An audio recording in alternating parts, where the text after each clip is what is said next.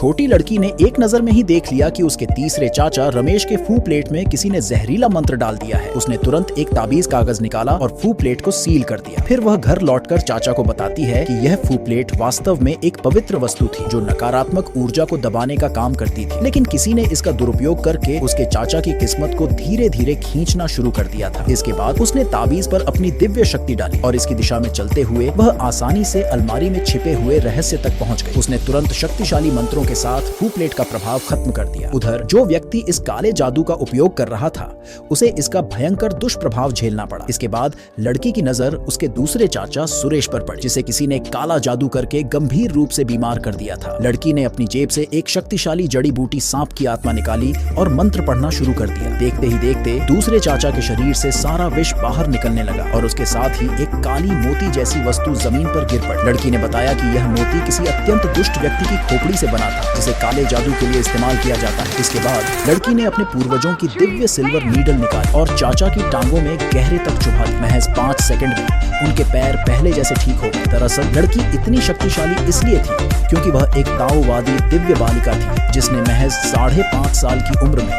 अपने गुरुओं से सभी अद्भुत विद्या सीख ली थी। लेकिन लड़की को खाने का बेहद शौक था। वह हर दिन 1000 किलो स्नैक्स और 500 बोतल जड़ी बूटी युक्त अमृत पी जाती। उसके गुरु स्वामी अनिरुद्ध उसके खाने की मात्रा से तंग आ गए थे, इसलिए उन्होंने गरीबी का नाटक किया और कहा कि वे दिवालिया हो चुके हैं। भाग्यवश गुरु ने उसके असली माता पिता को खोज निकाला। बेटी, मैंने तुम्हें कभी तुम्हारी सच्चाई नहीं बताई थी। तुम्हारे असली माता पिता जिंदा हैं और बहुत अमीर हैं। वे तुम्हारा पूरा ध्यान रखेंगे। लेकिन लड़की इतनी समझदार थी कि उसे तुरंत गुरु की चाल समझ में आ गई। वह जान गई कि गुरु उसे बहलाकर नीचे दुनिया में भेजना चाहते हैं। उसने शर्त रखी कि वह तभी नीचे जाएगी जब गुरु उसे उनका सबसे शक्तिशाली त्रिकाल रक्षा ताबीज देंगे। गुरु ने लड़की की मंशा को भांप लिया और तुरंत अपनी जेब से एक शक्तिशाली ताबीज निकालकर उसे दे दिया। लेकिन जब लड़की ने देखा कि उसे सिर्फ एक ताबीज दिया गया है तो वह रोने लगी। गुरु ने उसे चुप कराने के लिए अपना दूसरा जादुई हथियार, चमत्कारी सिल्वर नीडल भी उसे सौंप दिया। लड़की ने गुरु से पूछा, आप गरीब हो गए हैं, फिर भी अपनी सबसे कीमती वस्तु क्यों बचाकर रख रहे थे? गुरु ने कहा कि लड़की की मौजूदा शक्ति इतनी नहीं थी कि वह सबसे शक्तिशाली जादुई तलवार